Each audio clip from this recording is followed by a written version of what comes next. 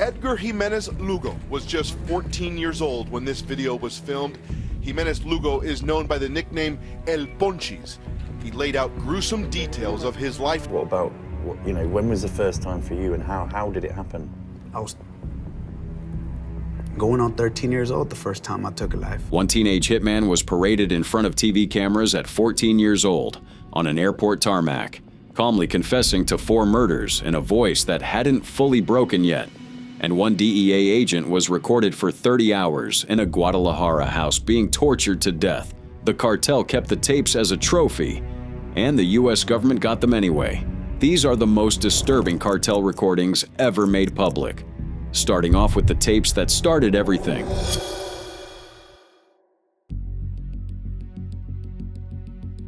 Enrique Salazar, or Kiki, was undercover investigating the Guadalajara cartel. Blamed for a massive raid and ordered to die, Kiki was kidnapped as he left the U.S. consulate in Guadalajara while on his way to meet his wife for lunch. My brother was out there trying to do good. Why him? What did he do other than his job? The recordings of DEA Special Agent Enrique Kiki Camarena. In February of 1985, Kiki Camarena was 37 years old, working undercover in Guadalajara, Mexico. And he was getting close to something the Guadalajara cartel did not want him close to. He had spent years building a file on Rafael Caro Quintero, the cartel's co-founder, and that file had recently led the Mexican military to a 2,500-acre marijuana farm called Rancho Bufalo. The bust destroyed an estimated $8 billion worth of product, and Caro Quintero wanted to know exactly who had given the DEA the coordinates. He found out it was Camarena. On February 7, 1985, Kiki walked out of the U.S. consulate in Guadalajara to meet his wife for lunch. He never made it. 4 men in a Volkswagen Atlantic forced him into the car at gunpoint and drove him to a house at 881 Lope de Vega, a property owned by another co-founder of the cartel, Ernesto Fonseca Carrillo, known as Don Neto. And what happened in that house was recorded. The cartel actually recorded it on cassette, because Caro Quintero wanted proof that Camarena was talking.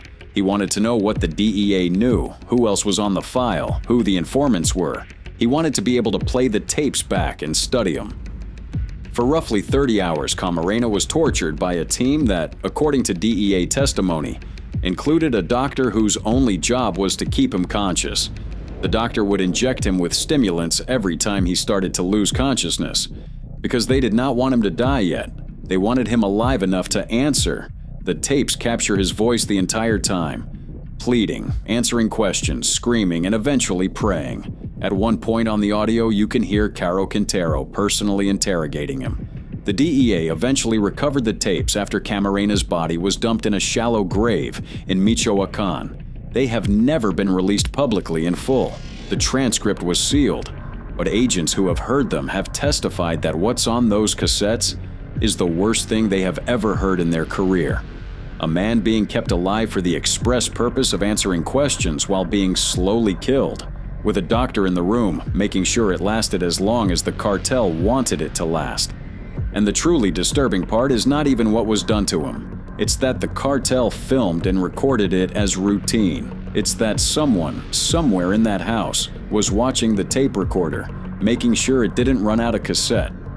Caro Quintero was eventually captured in Costa Rica, served 28 years, walked free on a technicality in 2013, and was rearrested in 2022.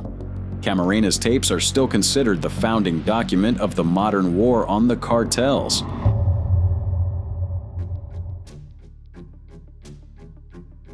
They saw that scared, panicked look in my face and asked me if I had ever killed somebody. He pulled out a handgun, told me to kill that person, the one kneeling in front of him.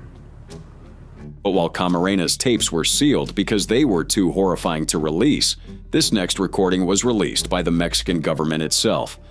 And it became one of the most chilling cartel interviews of all time because of who was doing the talking. In 2008, the Nuevo Laredo State Police sat down a 17-year-old American kid in a chair, turned on a camera, and asked him to explain his job. The kid's name was Rosalio Rita. He had been born in Houston, Texas. He spoke perfect English. He looked like a high schooler, slight build, baby face, slouching in the chair, and he was, at that moment, one of the most prolific hitmen Los Zetas had ever trained. Reta had been recruited at 13. The Zetas, the cartel's enforcement wing, made up of ex-Mexican Special Forces deserters, had a recruitment program for American teenagers. They picked them up cheap, trained them at a ranch in Tamaulipas, and sent them back across the border to do contract killings in Texas for $500 a hit, plus drugs, plus a paid apartment. Rita said yes when he was 13. Said, don't worry about it. Go back to school, to wherever you're doing, and I'm gonna call you when I need you. 2 weeks later, call me back to Mexico. By the time he was sitting in that chair on camera at 17, he had been doing it for 4 years. On the recording, the officer asks him how many people he has killed. Rata looks straight at the camera and says he doesn't know exactly. Maybe 30, maybe more. He says it the way a teenager would tell you how many video game levels he had beaten. The officer asks how he kills people. Rata describes it methodically, sometimes with a gun, sometimes with a knife, sometimes by setting the body on fire afterward. He says he liked it. He says at one point that he felt like Superman, that when he killed his first man at 13, it was a high better than anything, and he chased that high after that. The single most disturbing line on the tape, the one that has been quoted in court documents and documentaries ever since, is when Rita is asked if he ever felt anything afterward. He shrugs and says he didn't. He just wanted to go to the next one. The officer pauses for a long time on the recording. You can hear someone shifting in a chair off camera. Then the officer asks him how old he was again. Rita says 17. Rata is currently serving back-to-back 40-year sentences in Texas. He will likely die in prison. The tape, amongst many others, is still online. You can find them on YouTube within 30 seconds. The most haunting part is not the body count, it's that he is calm the entire time. There is no remorse, no fear, no theater. He is just answering questions. The way you would answer questions about a job you used to have. Honestly, I didn't like that job. I didn't enjoy it, but I tried to be the best at what I was doing.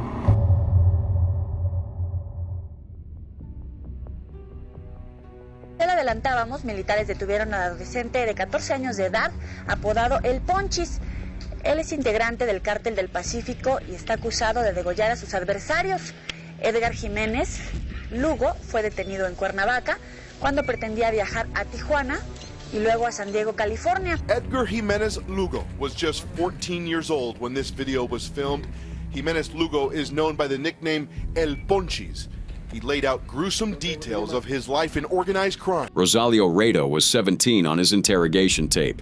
The next sicario in this list was 14, and the recording of him is in some ways even more disturbing because of where it was made and how casually he tells it. His name was Edgar Jiménez Lugo. The press called him El Ponchis. He was born in San Diego, California in 1996, and he had been working as a sicario for the South Pacific Cartel, a splinter of the Beltran Leyva organization, since he was 11 years old. In December of 2010, the Mexican army arrested him at the Cuernavaca airport while he was trying to fly to Tijuana to reunite with his sister. The soldiers found him with 2 girls his own age and a bag containing 3 cell phones, a small amount of marijuana, and a kitchen knife with dried blood on the blade. The army did what they had started doing in the late 2000s with high-profile cartel arrests. They put the suspect in front of the cameras on the airport tarmac, surrounded by masked soldiers, and let the press ask questions. The recording of El Ponchis being paraded in front of the press is one of the strangest pieces of video ever made about the drug war. Because the cameras are showing a child, he is shorter than the soldiers' rifles. He is wearing a striped polo shirt and jeans. And the reporters are asking him, on live television, how many people he has personally. Lugo said he was 11 years old when he started killing and slit the throats of 4 victims himself. He also said drug cartel leaders picked him off the street and forced him into carrying out the assassinations, and that he was high on drugs when he killed cartel rivals. He answers in a small voice. He says he has killed 4 people, that he was forced to do it, that they would have killed him otherwise. A reporter asks how he killed them. He says he slit their throats. A reporter asks if it was hard. He says no, that he was drugged the whole time and didn't really feel it. A reporter asks if he is sorry. He pauses and says yes, but he says it the way a kid says he is sorry for breaking a window. The cartel that trained him, according to investigators, had been paying him $3,000 per murder. El Ponchis was sentenced to 3 years, the maximum allowed for a minor under Mexican law at the time. He was released in 2013 and deported to the United States, where he disappeared into witness protection. He would now be in his late 20s. No one in the press has spoken to him since, but the airport tape is still out there, frozen in 2010. A 14-year-old in a striped polo confessing to 4 murders in a voice that hasn't fully broken yet.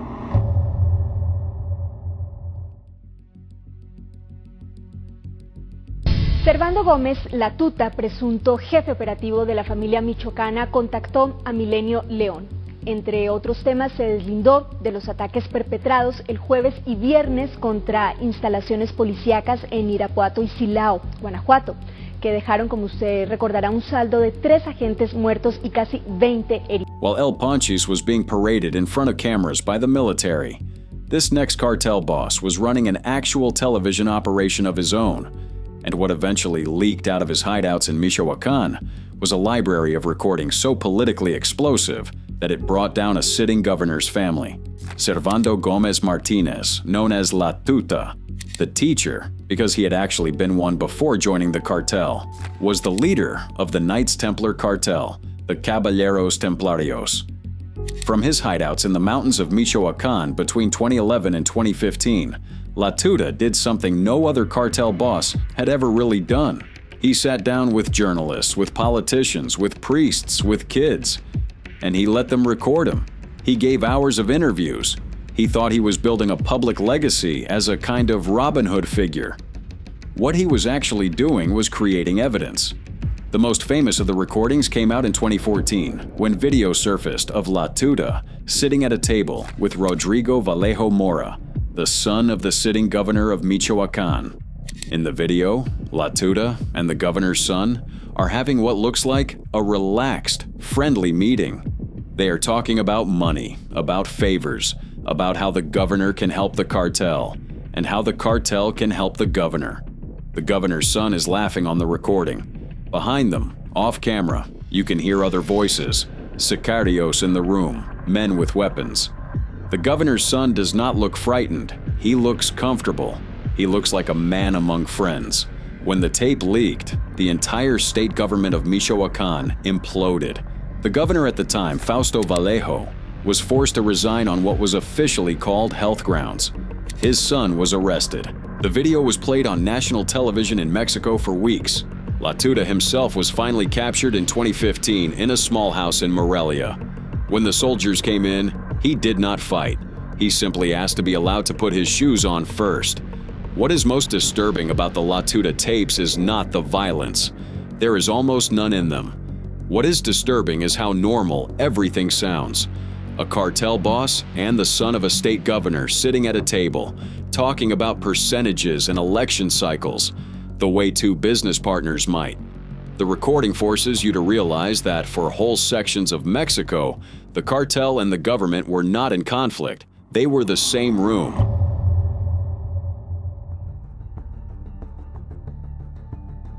While La Tuta was filming politicians, this next group built its entire identity around filming people being killed. And they are still doing it today. The Cartel del Noreste, known as the CDN, is what's left of Los Zetas, operating out of Nuevo Laredo. They are widely considered the most ferocious cartel still active on the US-Mexico border, partly because of what they put on the internet. Since around 2018, the CDN has produced and uploaded what investigators call hostage tapes, videos of captured rivals being interrogated on camera before being executed. The tapes are short. They are professionally edited. They use the cartel's logo. They are uploaded to file-sharing sites with rival cartel members' names in the title, and they are designed to be found. The pattern is always the same. A man is sitting on the floor against a concrete wall. His hands are tied. There is a sign next to him with the CDN logo and the name of his cartel, Cartel del Golfo, CJNG, sometimes a splinter group. An off-camera voice asks him questions in a calm tone. The man answers. He gives names. He gives addresses. He gives the locations of stash houses. He says things that the cartel knows will get other people killed in the next 24 hours. He is told that if he answers everything, he will be allowed to live. He answers everything. The tape cuts to black before he finds out the second part isn't true. One specific tape from 2022 became infamous because the man being interrogated was a former CDN member who had defected. The cartel had hunted him for 8 months. On the recording, the off-camera voice can be heard telling him calmly, "We told you, Primo. We told you. You should have stayed." The man is crying. He says he has children. The voice off camera tells him in Spanish that they know. They know everything about his children. They know their names. They know where they go to school. "They will be fine," the voice says, as long as he keeps talking. And then they make him keep talking for another 40 minutes. The CDN keeps uploading. Mexican authorities cannot find the studios where the videos are being made. The U.S. State Department has designated them a transnational criminal organization. The videos are still out there. Some of them have been online for years.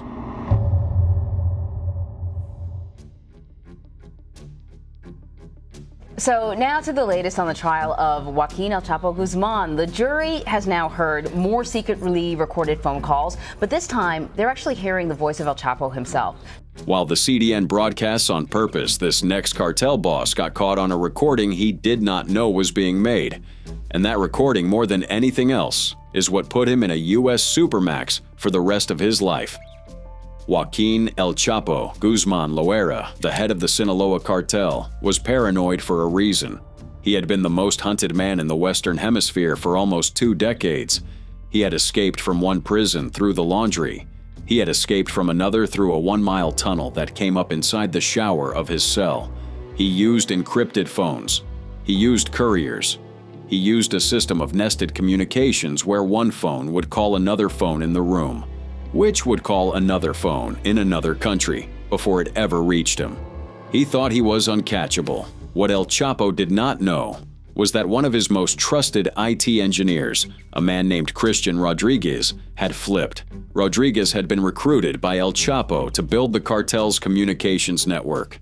He had installed the encrypted phones. He knew where every server was. In 2011, the FBI got to him, and Rodriguez agreed to install a backdoor into the entire system. For 2 years, the FBI listened to El Chapo's phone calls in real time, thousands of them, and many of them were eventually played at his trial in Brooklyn in 2018. The most disturbing of the calls is one in which El Chapo is heard ordering the kidnapping of a rival, a man he believes has been disloyal. On the recording, his voice is flat and bored. He gives the address. He gives the name. He says in Spanish that he wants the man brought to him alive, but that if he resists, "It's the same to me." There is no emotion in his voice. There is no anger. He sounds like a man ordering office supplies. In the background of the call, you can hear another voice, a woman's voice, possibly his wife, talking to a child. That detail, more than anything, is what jurors at the trial said they could not forget. A man ordering a kidnapping while his kid is in the next room. The same man who, in dozens of other intercepted calls played at the trial, would calmly negotiate the deaths of dozens of people while making small talk about his daughters in between. El Chapo is now serving life plus 30 years at the ADX Florence Supermax in Colorado. He will die there. The recordings are sealed exhibits in his trial transcripts.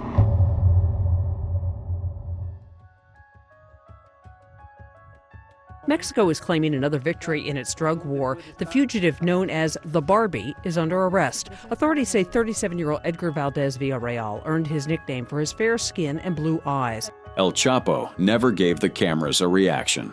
This next cartel boss gave them the only reaction anyone had ever seen. And it became one of the most replayed cartel videos in Mexican history. Edgar Valdez Villarreal, La Barbie, was born in Laredo, Texas. He was a high school football player.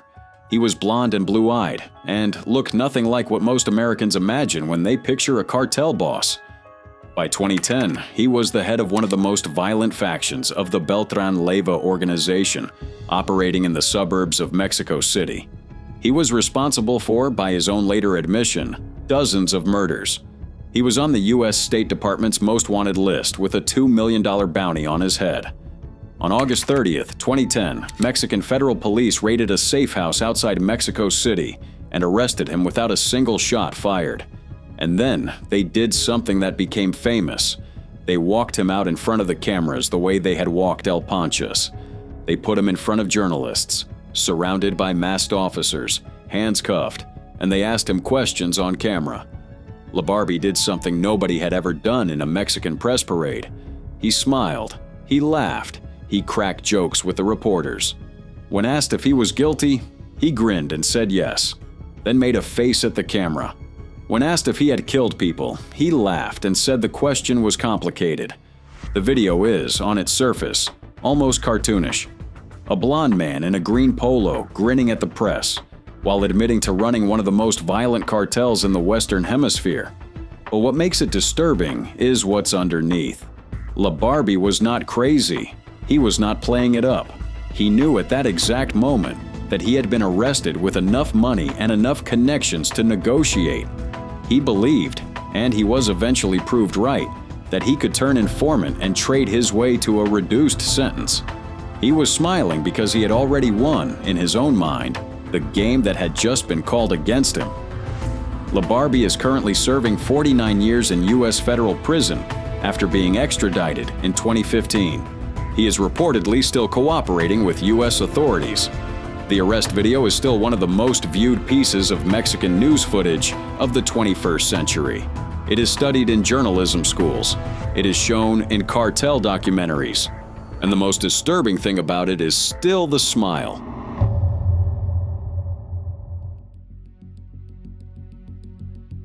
While LaBarbie was laughing in front of the cameras, this next cartel boss has spent the better part of a decade making sure no camera will ever find him.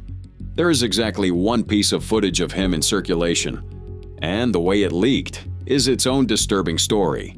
Nemesio Oseguera Cervantes, known as El Mencho, is the leader of the Cartel Jalisco Nueva Generación, the CJNG. He sits at the top of the US DEA's most wanted list. The reward for information leading to his arrest is currently $10 million. He has not been seen in public in years. No journalist has ever sat down with him. The CJNG under his leadership has shot down a Mexican military helicopter with a rocket-propelled grenade, ambushed convoys, and overrun entire municipal police departments. They are now considered the most powerful cartel in Mexico.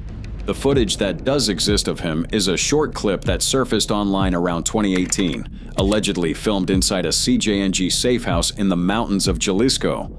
In it, a slim, older man with a gray mustache sits in a plastic chair, surrounded by men in tactical gear with military-grade rifles. He's speaking calmly. He's wearing a baseball cap and a polo shirt. He looks at first glance like somebody's uncle at a family barbecue. The Mexican government has never officially confirmed the man in the clip is El Mencho. Several intelligence analysts who have reviewed it say it is. The cartel itself has never denied it. What makes the clip disturbing is not anything he says, it's the men around him. They are not sicarios in the traditional sense. They are not wearing gold chains. They are wearing plate carriers, radio earpieces, optics-mounted rifles. They are positioned the way a U.S. military protection detail would be positioned around a principal. They are watching the doors. They are not looking at the camera. They are not looking at him. They are doing their jobs. The footage runs about 40 seconds. It leaked, supposedly, because one of the men in the room copied it to a phone, and that phone was eventually seized in an unrelated arrest. El Mencho is reportedly in poor health, kidney disease, by most accounts.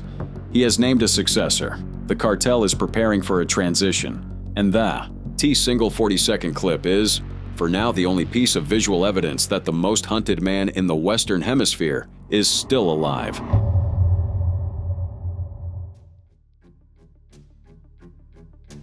But while El Mencho stays invisible by choice, this next cartel figure was the opposite. He was famous on Instagram. He posted videos with his Tigers, his Lamborghinis, his AK-47s plated in gold. And his final post is one of the most watched pieces of Cartel social media ever made. Jose Rodrigo Arechiga Gamboa, El Chino Antrax, was the leader of Los Antrax, the armed wing of the Sinaloa cartel. He had been El Chapo's personal security chief. He was in the early 2010s the face of the new generation of cartel members, the ones who didn't hide, the ones who posted. He had hundreds of thousands of Instagram followers. He posted photos of his exotic pets, his watches, his guns. He was arrested in 2013 in Amsterdam while on vacation with his family. He was extradited to the US. He cooperated. He was given a reduced sentence. And in 2020, he was released early under witness protection. He should have stayed quiet. He didn't. Within months of his release, El Chino Antrax was back on Instagram. He started posting again. He was using a new account, but his old followers found him within days. He was photographed in restaurants. He was photographed in clubs. He was, by every account from U.S. Marshals at the time, breaking every condition of his protection agreement. His final Instagram post was made in May of 2021, a video of him at a party, music in the background, his face fully visible. He was laughing. He raised a glass to the camera. The video was uploaded around 11 at night. By 6 the next morning, El Chino Antrax was deceased in Culiacan, Mexico, along with his sister and his brother-in-law. They had been ambushed at a stoplight by gunmen who, according to investigators, had been tracking his Instagram activity for weeks. The hit was attributed to a rival faction of the Sinaloa cartel that had never forgiven him for cooperating with the Americans. The Instagram post is still up. You can still find it. He is smiling in the last frame. The most disturbing part is the comments underneath, posted in the hours after his death, hundreds of them in Spanish, just saying the same thing over and over. Te lo dije. I told you so.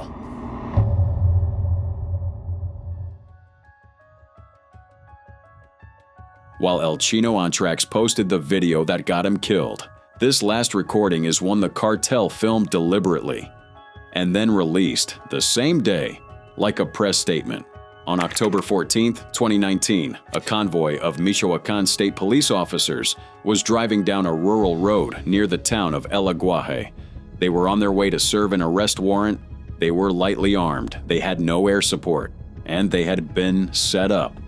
The CJNG had known about the operation for at least 24 hours, and they had positioned over 40 heavily armed sicarios along the route in coordinated firing positions, with 50 caliber rifles and rocket-propelled grenades. When the convoy entered the kill zone, the cartel opened fire from 3 sides at once. 13 officers were killed in the initial ambush.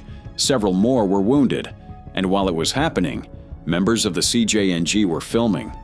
They filmed the burning trucks. They filmed the bodies in the road. They filmed each other walking through the wreckage. And later that day, the videos were uploaded to social media with the CJNG logo and a message claiming responsibility, daring the Mexican government to retaliate. The most disturbing of those clips is not the wreckage. It's a clip filmed before the ambush, apparently from one of the firing positions in the trees overlooking the road. A sicario is heard breathing into the camera. Off camera, another voice tells him, in Spanish, to be patient, to wait. The convoy can be seen in the distance, still driving, still unaware. The man holding the camera laughs softly and says, "Ya vienen." They are coming. Then the camera cuts. The next clip is the aftermath. The ambush at El Aguaje was the single deadliest attack on Mexican police in years. The government's response was muted. The CJNG was not significantly weakened by what followed.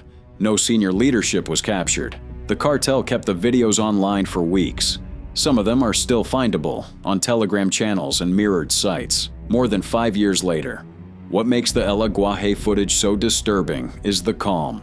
The man on the camera laughing is not raging. He is not afraid. He is not even particularly hyped up. He is waiting. He is at work. And then, a few seconds later, he goes to work. Now these are the most disturbing cartel recordings ever made public. from Kiki Camarena's last words to the radio chatter that nobody was supposed to hear. The truly haunting thing about every single one of these tapes is the same. The people on them never sound afraid. They sound calm. They sound bored. They sound like they are doing a job. Rest in peace to every victim mentioned in this video.